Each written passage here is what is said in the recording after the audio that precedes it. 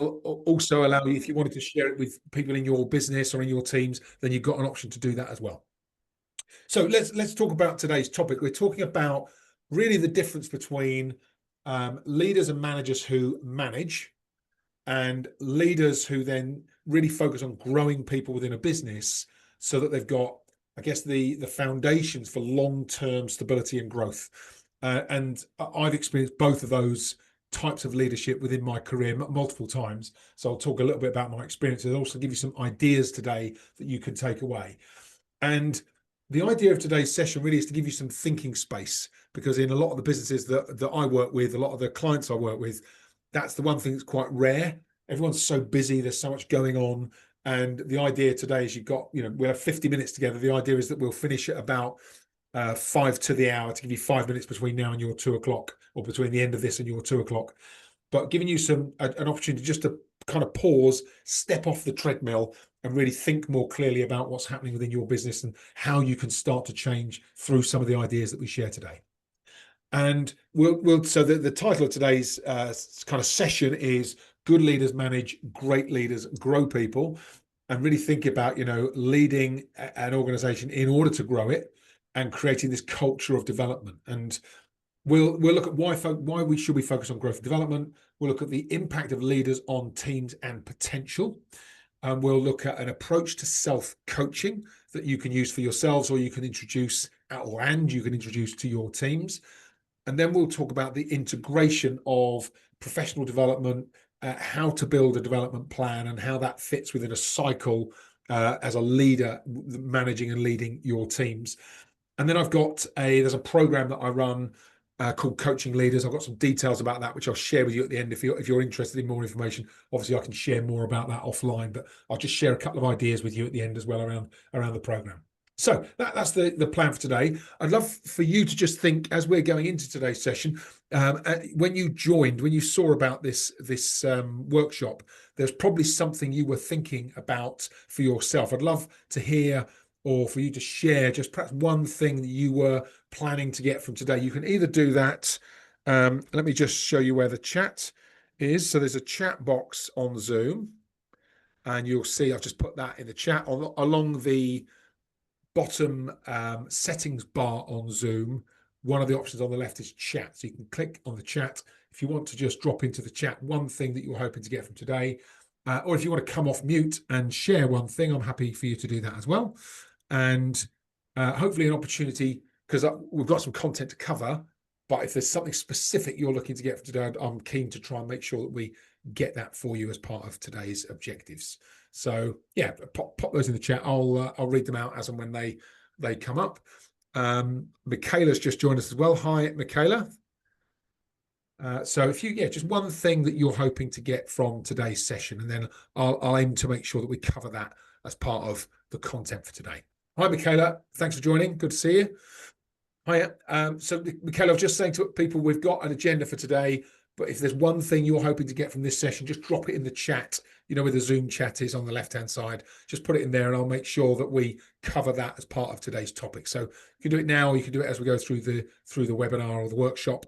And we'll do some content, then we'll have a chance for open discussion, and then we'll kind of wrap up and close. We're aiming to close by 1 to 2 at the latest. So I'll let you kind of drop those in the chat, and I'll read them out as and when they come up. There's a couple of things I want to share with you as we get started. So the first is what I run at the end of this session. I'll share a link with you to a scorecard that we use ahead of a lot of the client work that I do.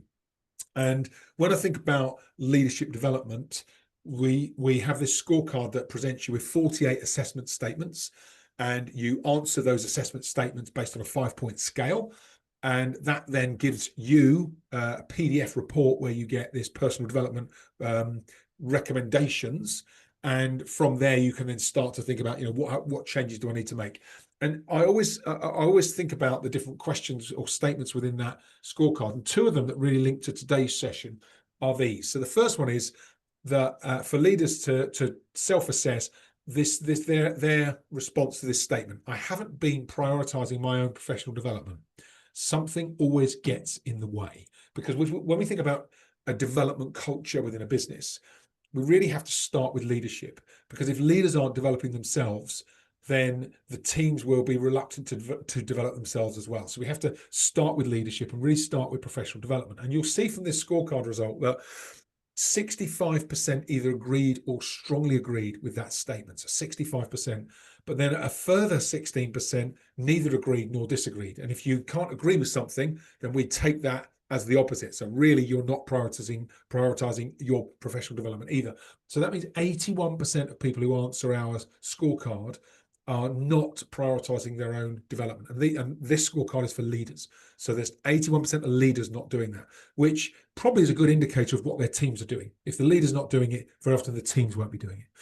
And then on the right-hand side, I really like this idea of setting a clear vision for yourself in the future as something you want to aspire to. And because I work with a lot of sales and business leaders, I talk about having a vision for yourself in the future as world class in sales or business. So you can see that is the next scorecard feedback.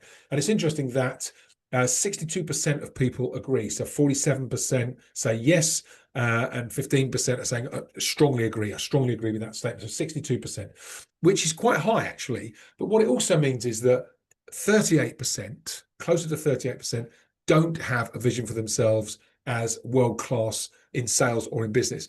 And for me, it's about aspiration, and it's about being able to translate that aspiration into action in your business and inspire your teams to start thinking like that. And if the leader's not thinking like that, the teams won't be thinking like that. So that's kind of links to what we're going to cover today. And I really like having from leadership perspective, having been through many leadership roles in my career, starting from as a sales manager, going up to kind of commercial manager, general sales and marketing manager, broader business kind of managing director.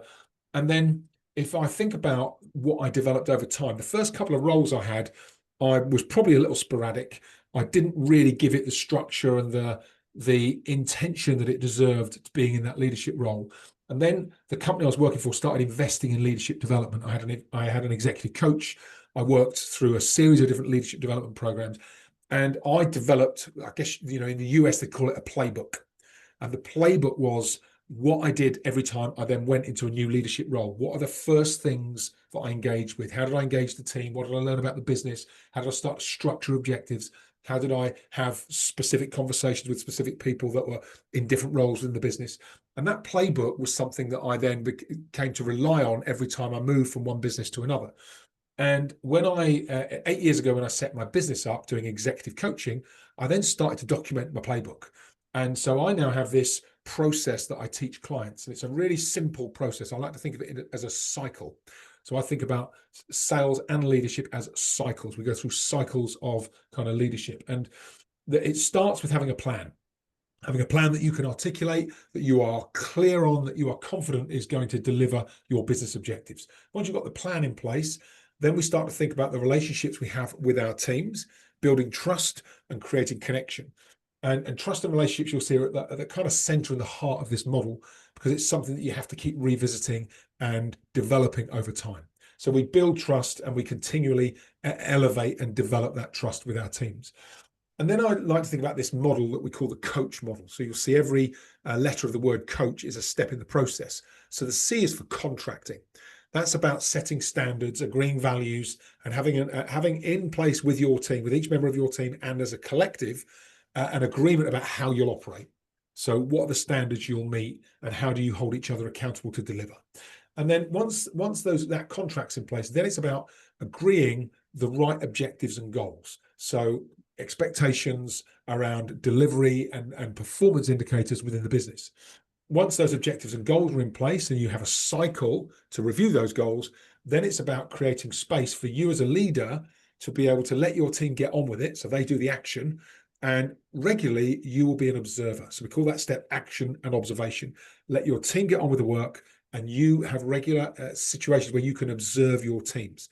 And the reason observation is so important is because that's where the opportunities for coaching come in. Once you observe what your teams are doing, you start to see things they can't see for themselves. And that allows you to then coach for change. And we use coaching as an approach that helps people to change from the inside out. So they start to develop their own awareness of what needs to change, and they start to drive that themselves through your coaching interactions with them. And then the final stage is really thinking about beyond just those individual coaching conversations and the day-to-day or week-to-week, month-to-month performance reviews. We start to think longer term about how do we help people to see a bigger picture for themselves in the business. We call this stage the heroes in the making, and really think about where does development play a part in that person's potential, and how as a leader you help them to really exploit that potential to the maximum for the benefit of them and for the business. So that's the model, and we go through that as you can imagine, as a complete program. But today we really want to kind of zoom in on the heroes in the making stage, which is how we build a culture of development through our teams. And I right at the start of any program I run, we talk about fundamentals of leadership, and I ran a workshop on this about a month ago, where we talked about the 5 key responsibilities of leadership. I won't go through these today, but you'll see that the fifth one, the fifth element, is about growth and development. That's what we're going to pick up today. But these all link. So if you look at these 4 elements ahead of growth and development: creating psychological safety, building a relationship of trust, being clear on expectations and goals, generating the right level of positive energy, motivation, engagement. We should be doing that as part of our leadership responsibilities, and we should be looking at growth and development. But what I've found through the work I do myself personally in leadership and with clients is that if we don't have any of those 4 foundations in place, then the 5th one can be undermined. So I share that with you as a kind of context for what we do when we're talking about growth and development. So I love this quote from Robert G. Allen: the future you see is the future you get. And if you don't look for something, you won't find it. So we have to help our teams to start to think about the future, think about where they fit in the future and what we can do to help them to get to the goals and aspirations that they set for themselves. And very often we think, when we set a goal for ourselves in our business or personally or professionally or from our career, we kind of often think that it's going to be like this. We set a goal and it's a straight line to the goal. But actually what really happens, and you'll know this if you've got a lot of experience yourselves, is that you set a goal, you make a start, and then stuff gets in the way. Life gets in the way, your work gets in the way. If you're managing people, people will get in your way, and you work hard and you kind of find yourself going all over the place. But eventually you will find yourself making the right level of progress, and you kind of get to a level of, I guess, achievement of what you were aiming to get to from the start. And for other people, it might seem as if it was a straight line, or that it was straightforward getting there, but the details in the background and why it was so difficult. And without goals, without us saying, right, I've got a goal that I'm really committed to, and I understand why I want to achieve that goal. Without that clarity, and this is the same for our teams, without that clarity, every time you meet a setback or every time you go sideways on something, that can become a major distraction that risks your future success. And it's the same for your team. So goal setting and having clarity over where people want to get to in the future is really important, because of the motivational aspect, but because it keeps you resilient and focused as you hit life's inevitable curveballs. And I don't know if you've heard about this system in the brain called the reticular activating system, but when I first heard about it many years ago, it really kind of struck me as being vitally important when you think about goal setting, because the RAS in your mind is a system that, when it's triggered, it starts to look at consciously and unconsciously for everything in your surroundings to support what it is you're trying to achieve. So the best analogy is, if you've ever thought about buying a new car or a new watch or a new piece of jewelry or an accessory, as soon as you decide you want something, it starts to show up everywhere you look. Have you noticed that? If you want to buy a new car, or you're interested in a certain car, you start to see it more and more frequently on the road. If there's a new watch or something you want or you see, you tend to notice that it's either on an advert, and it could be a bit of Siri kicking in and listening to you and then putting ads in front of you. But it's also your reticular activating system blocking out all the other noises and actually focusing your attention on what it is you're trying to achieve. And the same happens with goal setting. Once you or your team say, right, this is something I'm committed to achieving in the future, i.e. a career plan or a development plan or something they want to work on to improve and grow the business, all of a sudden, once they've set that goal and you've set that goal with them, everything else starts to align. All the opportunities to make that happen start to line up because your RAS is triggered. And we really want to give that gift to each member of our teams and often for ourselves as well. And from a leadership perspective, we talk about goal setting for our teams. It's important. It's important for us as well. But how leaders interact with teams are really important. There's this phenomenon that you may have heard of called the Pygmalion effect. And the Pygmalion effect has been proven time and time again. Basically, it's a psychological phenomenon that describes how expectations, whether they be from ourselves or from other people, can modify our behavior and potential. And it provides evidence for this self-fulfilling prophecy principle that you will have heard of. And it's based on the idea that other people's beliefs about us become true because their belief impacts how we behave. Okay. So if we put that into context of your team, if you have a team member that is performing really well and you have conversations with them about how their performance is excellent, how that means greater potential for the future, how they're capable of much more than they realize, they will start to deliver at an even higher level. They'll start to fulfill expectations that you have of them because you're helping them to start to weave into their own thinking an even better level of performance, right? And so you get these 4 stages. Our actions towards other people impact their beliefs about us, and then their beliefs affect the way they interact with us, so their actions, which changes our beliefs. And then it's a cycle. Okay, so we can do this for our teams. And I've had direct experience of this on multiple occasions where I've had someone that's in my business that is either kind of mediocre performer or verging on poor performer. And because of this very principle, I've had a kind of sit down with them, one-to-one explanation or conversation, and just shared with them that my belief is they have much more in them, much more potential than they're delivering on. They have much more capability. It's up to them to unlock it, but I will support them to unlock it. And having a number of conversations with people like that, and then starting to help them figure out, okay, what are the changes they need to make through those development discussions. I've seen it transform performance in people from being, bottom of the league table to getting into the top 3 within a pretty short period of time, 9 to 12 months. And that trigger is only possible through leadership conversations, because nobody else is going to have that conversation with your team member. Only you can do it. And that's why the responsibility of leadership is so great. It really is. There's a quote from Harvey S. Firestone, who says the greatest responsibility of leadership is the development of people. And it's certainly, I've certainly found that to be true. So Pygmalion effect can really impact how we develop our teams. And then I want to share this example with you. Back in the year, it was about 2000, so it's about 25 years ago. And I was in a kind of strategic sales role. And I was working in a very, very big, large blue chip company, US based, but I was working here in the UK. And I had a conversation with my HR director at a review. There was a business leadership team meeting. My HR director asked after that if I could have a one-to-one with her. And she sat down and said, look, Justin, I keep hearing good things about you and your potential within the business. I thought it would be useful for us to chat, and I'd like to talk and support you with your development plan. And I said, well, that's really kind of you, Stella. Thanks very much. She said, so can you tell me what's in your development plan at the moment? And I must have given her a really glazed blank look, because she said, you do know what a development plan is, don't you? And at that point, 25 years ago, I hadn't really focused on my development. I kind of got to where I was accidentally.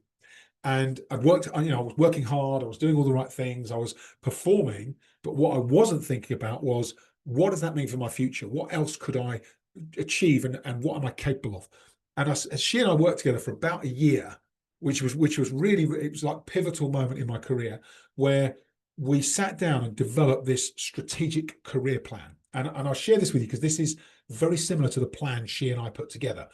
And so you'll see, and I'll happily share these documents with you after today's session. You'll see on the right-hand side, this is like an example plan. On the left-hand side is a blank.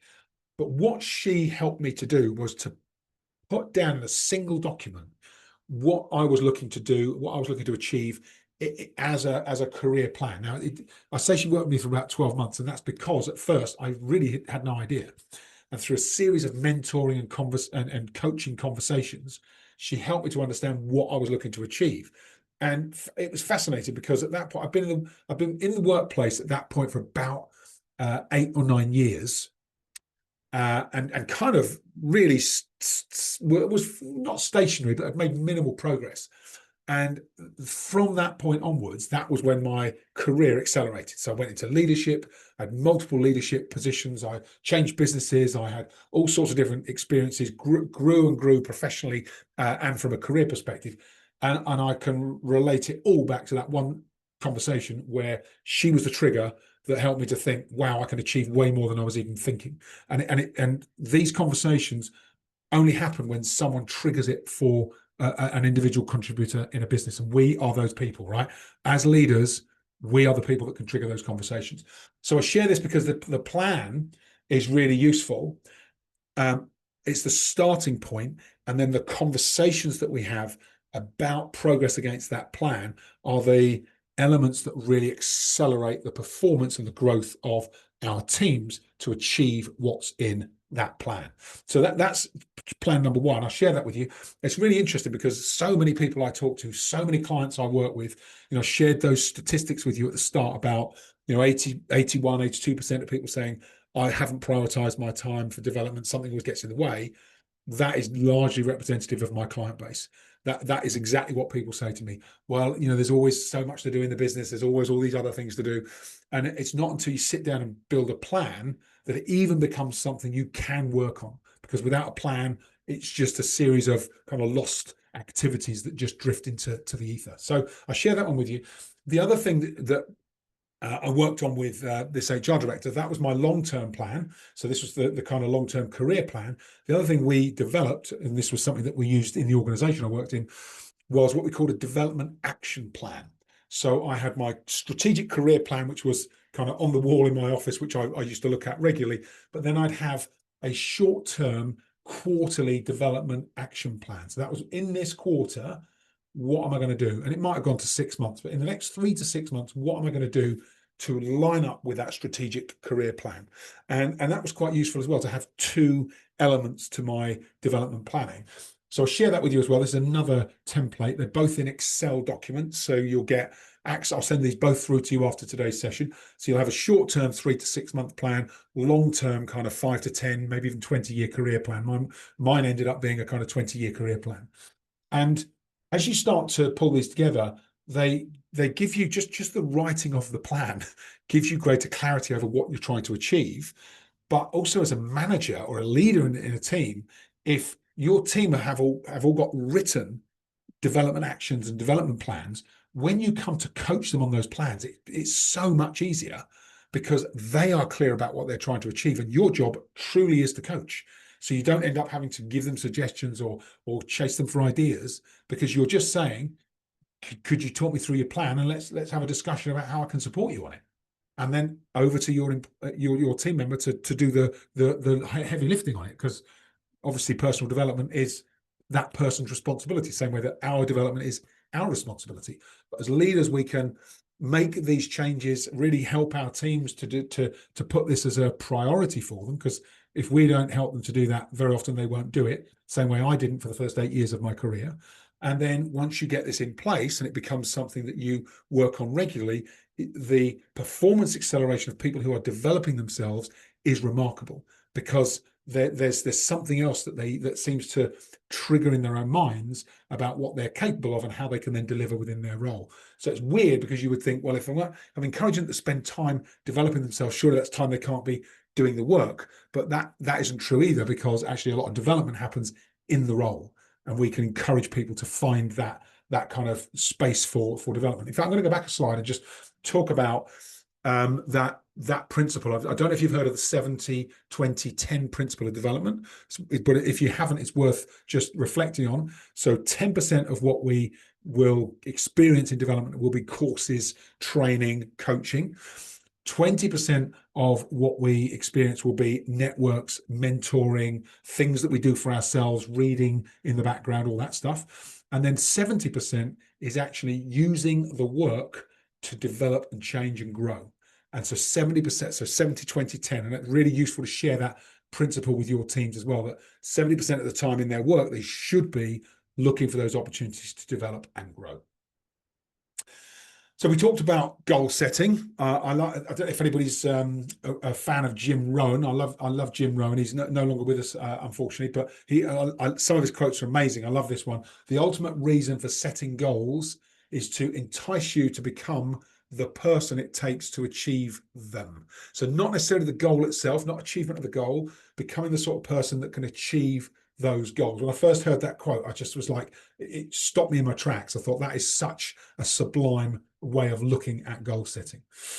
And in terms of practical, tactical, regular things we can do, I'm a huge fan of personal, frequent self-coaching. And there's this model that I learned probably about 12 years ago. And so I'll share this model with you because I really like it. It's called the win, learn, change model. So basically we can do this for ourselves, or we can do it as coaching conversations frequently with our teams. So we can ask 3 key questions. The questions go, what went well in this situation or with this project or whatever it is that you're coaching on? What went well? And that's the win. Then you can say, what did you learn? Or you can say on yourself, what did I learn? So what went well first? So we're focusing on the highlights. Then we go to what did I learn, which is like the segue. So we start to go, well, actually, I learned that I hadn't got this right, or that this wasn't in place. And if I had to do it again, I wouldn't necessarily have taken that approach. And then the third question, which kind of comes quite naturally from the learning, which is, what will I commit to change? Or what will you commit to change going forward? So we end up with this really simple 3-stage questions: win, learn, change, that you can really hold on to as a simple but highly effective coaching model, either for yourself or for your teams. And one of the things I do with this win, learn, change model is every Friday afternoon, I have a win, learn, change log, and I just look back at the week. I'm like, okay, what went well this week? What have I learned this week? What should I change going forward? And it's really interesting, because some of the big shifts for me in not only my business, but previously to that in my career, when I used this, all came from that 15, 20 minutes at the end of the week going, oh, actually, there's some stuff I need to change and adapt and evolve going forward. It can be really valuable if you can just get into that as a habit. So I share this with you because it's stuff that works for my clients, works for me, and really helps us to develop that culture of development within our teams. And then I love this quote from Bill Gates. This guy read this quote a long time ago. It's kind of one of the reasons. I think that the first person that shared this with me was the executive coach I was working with when I was at this big American company.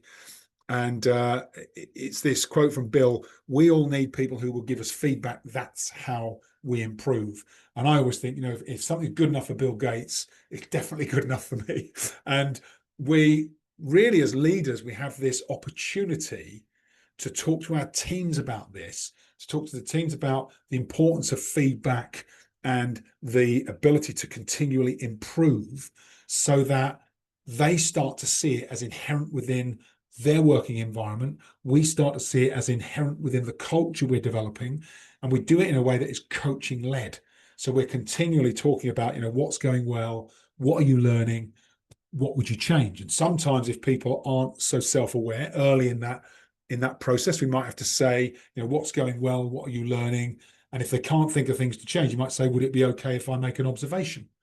And then they'll say yes, and you just say, I observe that in this situation, sometimes this happens. And then you create the opportunity to coach for change on that. So depends on the person and their openness and willingness and their ability to have this self-awareness. But over time, what I've found is when you integrate that approach, people start to become much more self-aware and much more inclined to start to look for those growth opportunities. And that's how development culture starts to really take traction within an organization.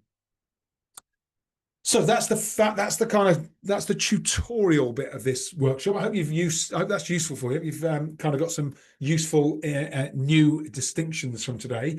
So an opportunity to kind of pause and share some feedback. Normally, I would go into breakout rooms, but we're such a small group. We'll do this as just a one group conversation. So I've covered a lot of content there.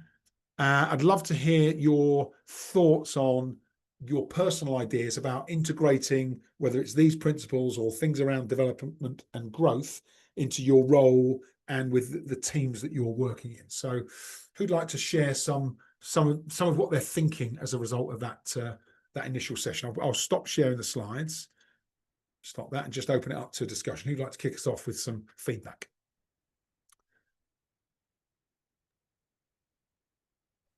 Hi, Justin.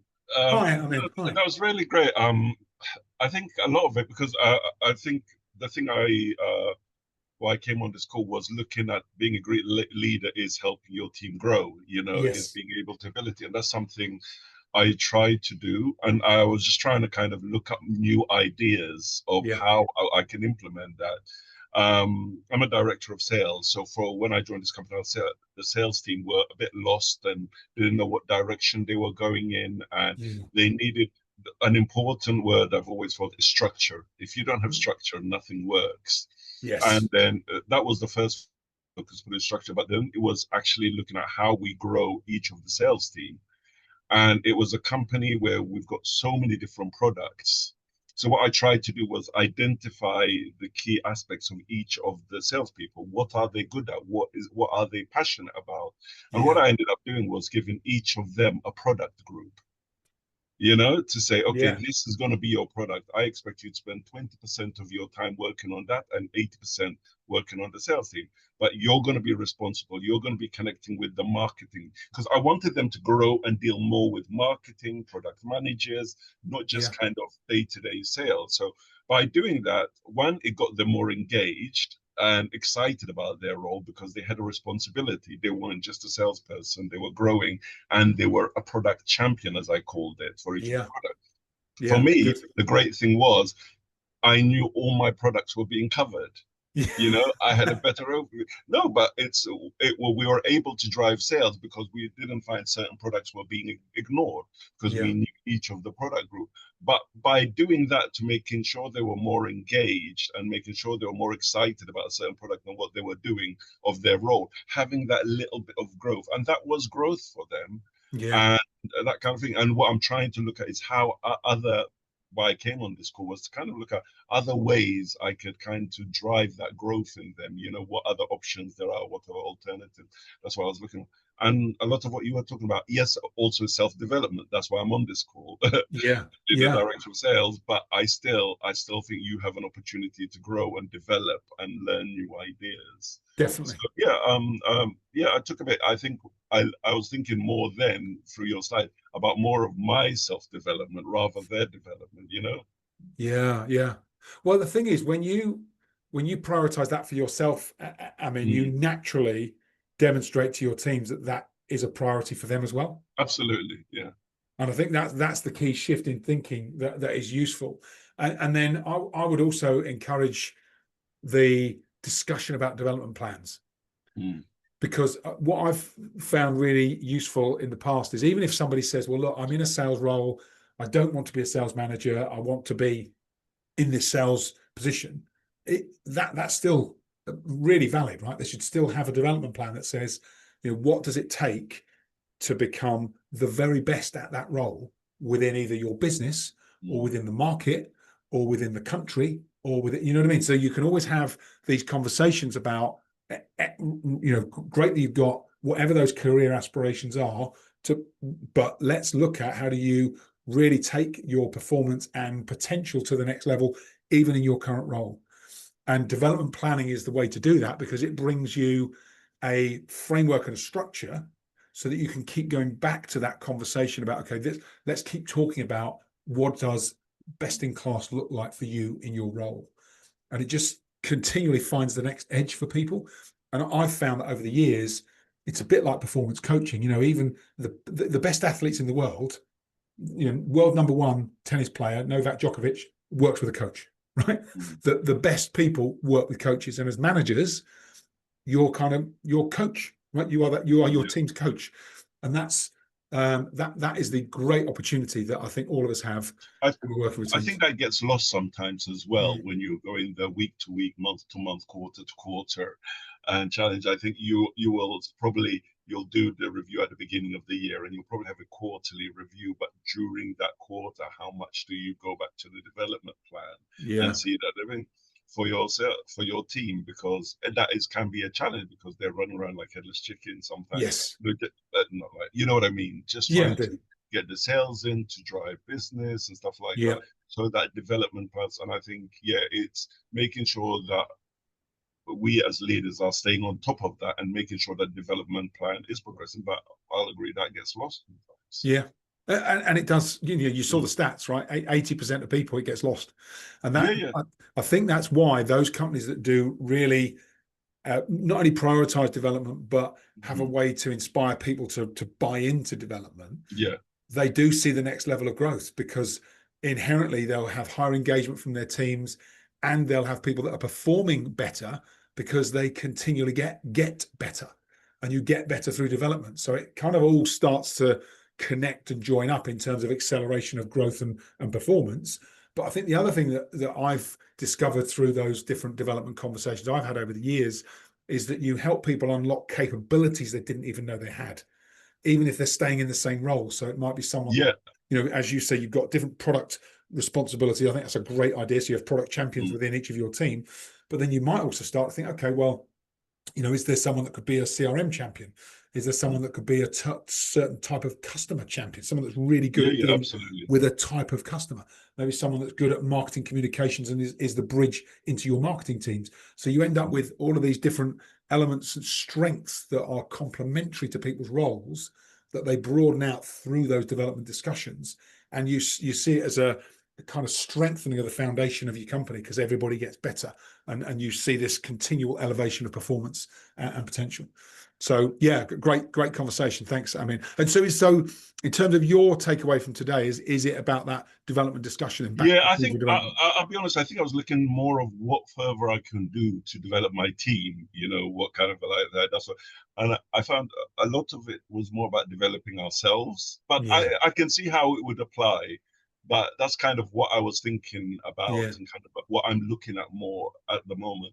What more can I do to kind of energize the team, making sure that I'm keeping on top of their development and their yeah, growth, making sure because it's not yeah, you get great salespeople, you want them with you forever, but they've got to develop. And if you're there to develop them and they move on, it's always that's part of your role. yeah. And have they do they have individual development plans?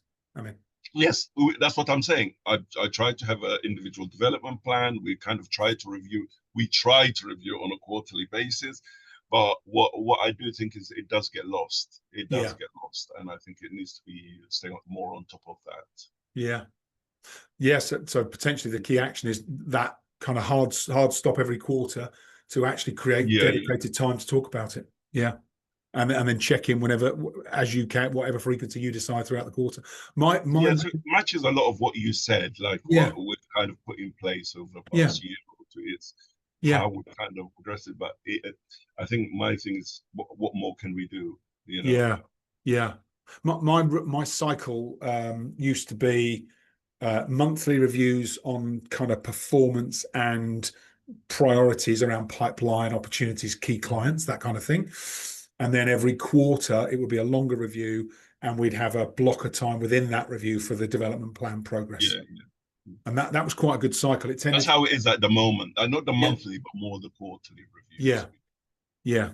So we could check in. So every month I'd have a 1 hour one-to-one with every member of my team every month, and then Mhm. every quarter it would be longer, more like 90 minutes, and the extra half an hour would go into development. So it's quite a nice structure. And I used to the quarter reviews we'd book at the start of the year. So Yeah, they'd go into March, June, September, December, so that they were yeah. always in the diary, and they became the bookmarks Yeah, with that's not the the problem monthly that reviews. we do that, but sometimes you'll get to the next quarter and nothing's been done on the development plan. This is what this is. I think. But I see what you're saying. Trying to do it on a monthly, like have that main one and trying to review on a monthly probably would help. But it's trying to fit that in the whole process. Yeah, Yeah, yeah, yeah. And there's always things that come left field, a bit like the goal setting example. There's always things that are going to come in and distract us. But the hopefully with the kind of diary date scheduled, it kind of holds you and them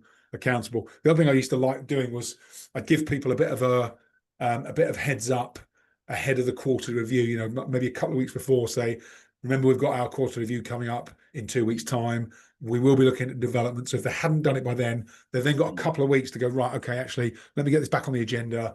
Let me do Yeah. some work on it between now and then. And I've found with a lot of people, once they get started on stuff, they're more inclined to continue. It's the getting started that tends to be the hurdle. Once they're off and running, they tend to be able to maintain momentum. So yeah, hopefully some ideas that help with you and your team there. I mean, thank you. No, definitely.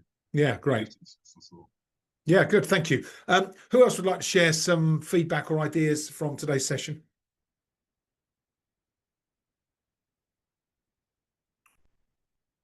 Michaela, how about you? Are you okay to share something?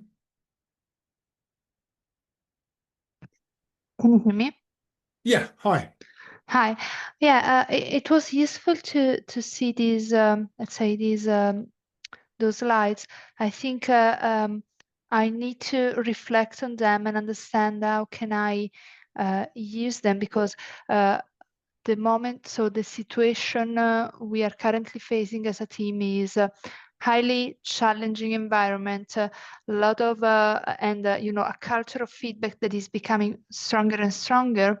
Right. Anyway, there is the pain point we are experiencing is how to keep motivation high when everything that could lead to higher motivation is outside of your hands. So Yeah. I need to digest this a bit, but it was good to hear about this, and yeah, I will use as a food for thought. I think it was particularly interesting, that slide you made on what we think will be the plan and what is actually the plan and how to lead to it, because Yeah. it is exactly one of the things that leads to demotivation and frustration on the team. However, it's something that needs to be normalized. So I'm going to use that example to share with my team, to try and normalize within the team the fact that changes in plan and all the things that happen between your aspiration and the final outcome are just the normal thing, and the way we are able to go through all of that despite the challenges is what makes us better than others. Yeah. Yeah. It's that resilience that you build Yes. by overcoming those challenges and obstacles that you Yes. meet along the way. Yeah. Yeah. Yeah, good. Thank you, Michaela. And there, yeah, you're right about, sometimes that if you're in a business that's experiencing a lot of change or a lot of issues, then sometimes motivating the team can be quite difficult, and it's something that you really have to put a lot of effort into. I think there's always a combination of there's two responsibilities for motivation. Absolutely, the manager and the leader of the business plays a part in inspiring and motivating and creating positivity. And equally, the team have a responsibility to understand their own motivations and keep themselves motivated through that period of time. So I see it as a dual responsibility. So it's why coaching has such a profound and positive impact on that motivation as well. So hopefully some ideas from today that you could start to implement with your teams. Thanks, Michaela. That's great. Thank you. Gemma, anything? Would you like to share something from your kind of key takeaways from today? Yeah, absolutely. I liked the 3-minute thinking and the 3 thoughts of the end of the week idea. I think Yeah. sometimes as a leader, it's very easy to get stuck in a bit Yeah. of a cycle. And I think you kind of sometimes the wins only have to be small wins. They don't have to be huge gestures. So actually Yeah. taking the time to reflect is really important. I'm in healthcare. Actually, I work with Rishi, so I don't even know if he's still on. So, Ah, but we're both quite good at personal development. And I think sometimes being the managers, you get swept up in chaos a little bit at the time. So taking time to reflect, no matter how big or small the win is, I think it's a really important thing to do. And I think that's definitely something I'll take from it, actually, from a reflective practice perspective, to learn and to take that information of what went well, what didn't go well, and how can I change it next time. Yeah, yeah, totally agree. Thanks, Gemma. And Yeah. and it's a really important point you make there, because the small things are often combined to make the big things. The small regular reflections on what's going well, celebrating successes, incremental progress with people, so that they start to realize that actually when we make an impact, even if it's a small impact, it gets recognized, because there's that saying that what gets recognized gets repeated. Yeah. And we really need to remind ourselves of that as leaders, because it's really easy to keep continually focusing on, okay, how do we get better, and how do we improve? And that's a big part of improving performance in a business. But so is reinforcing good behaviors and good, positive actions, because that's what gets repeated within a business. Really, really good reminder. Yeah, I love the analogy of the ladder. We've not got too many, the step really far ahead. So actually it's making the small steps. And again, Yeah. at staffing level, we've got some staff members, you kind of touched on it, that are quite happy within their roles. But that doesn't mean they can't do their role more efficiently or to a better standard that they're happier with, and Yeah. they can't perform better. So again, it's creating smaller steps to get them to that end point. So I use the analogy of the ladders quite often, because I like that thought process. It works for me, so I try to share the love of that analogy. So Yeah, it makes you're sense. right. Yeah, break it down into smaller, more achievable steps. Really important. And then celebrating those small steps and the milestones. Yeah, I love that. Love that. Thanks, Gemma. Excellent. Really, really great feedback. Thank you, everybody, for your conversation and contribution today. Let me so let's kind of wrap up in our last 5 minutes or so. There's a couple of things I'd love to share with you. So the first one is an invitation to take the scorecard. So the scorecard were the results that I shared with you from the Coaching Leader Scorecard. Let me just put that in the chat. If you'd like to take that, it's completely free of charge. It's a free resource, something that I use at the start of the programs that we run. It's just gets really good feedback, because it just creates this awareness in the first instance. So it will take somewhere between 10 and 15 minutes to complete it. There are 48 assessment statements. Once you've completed them, you get an email with a report card that looks a bit like this. So it's a PDF that's delivered to your email, and it will give you an overall score around coaching.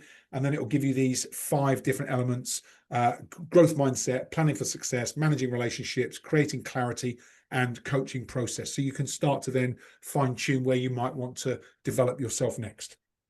So feel free to use that. We also use, I wanted to share this toolkit that we use, which is a series of documents that I've developed over the years that really help us to build out, and you'll see at the bottom here, strategic development and continuing professional development plan documents. They're the 2 that I'll send you from that toolkit as a result of today's session. But there's lots of other different elements of tools and resources that we use as part of that kind of more rounded approach to giving you the leadership toolkit you need to feel better equipped to lead and manage your team successfully. And then I always share these 5 C's. So it took me a while to figure these out, but in order to be successful as a leader, I learned the hard way, because I had some tough experiences in leadership. I'm sure you have had the same. But once you get these 5 things in place, everything gets easier. Once you have someone you can talk to about confidential issues, somewhere you can go to talk to someone about an issue that you're working with, or problems with your teams, and it won't go any further, that really does change things for you. Combine that with having a community of other leaders that are kind of in the same position as you, going through the same things as you, so you realize you're not alone, and the issues you're facing aren't isolated, because when you're managing teams and people, you're always going to have issues. Having people you can collaborate with, so you can share ideas, you can gain ideas. Having people that challenge your thinking, because very often there's this interesting statistic that the mind tends to repeat thoughts as much as 90% of the time. That's why people tend to go into the same default behaviors. So having people that challenge your thinking so that you start to break free of that 90% repetition. And then finally, of course, having someone that holds you accountable to meet your own commitments to change what you're doing within your business. And once you get those 5 things in place, we build these into our programs. Once you get those 5 things in place, everything starts to shift in terms of your leadership capability. And then the final thing I wanted to share with you was this link to my calendar. If you would like to schedule I call it a discovery session. It's basically a 45-minute conversation, where if there's something going on within your business that you think you'd like an extra pair of eyes on, or you'd like to discuss, or you're interested in, you know, some of the stuff we're doing, and you think I'd like to explore that more, that discovery session is open. It's on me, free of charge, and gives you a chance just to kind of go a bit deeper into your specific situation with your business. And then final thing, if you are, we run a coaching leaders program that really helps you to start to elevate your leadership. We run one cohort a year, so the next one will start in September. It's a fairly small group, 10 to 12 people. If you are interested, if you think it's something you'd like to get involved in, we meet once a quarter face-to-face in person, and then every month there is a coaching call, and there's a series of other resources that we utilize as we go through that 12-month leadership development journey. So feel free to contact me outside of today's session if you'd like more details, or if you'd like to understand what's involved. The link for the 45-minute discovery sessions there as well. So if you want to schedule some time with me over the next couple of weeks, that'll give you a link to my diary to do so. Okay, that is us, 5 to 2. We're going to wrap up now. Stop sharing my screen. Just say huge thanks to you for joining us. We were a smaller group today, but actually it's quite nice to have a small group, because you get the chance to really personalize the session. So thanks so much for investing an hour of your lunchtime today, and wish you all a fantastic weekend. Hope you enjoy the sunshine, and hope to see you on a future call together. Thank you. Thanks, everybody. Thanks. Pleasure. Thanks, Gemma. Thanks, Michaela. Thanks, Amin. Thanks, Dorcas. Take care. Thank you. See you Bye. soon. Thanks. Thank you, Bye. Justin. Bye. Pleasure. Thanks. Bye.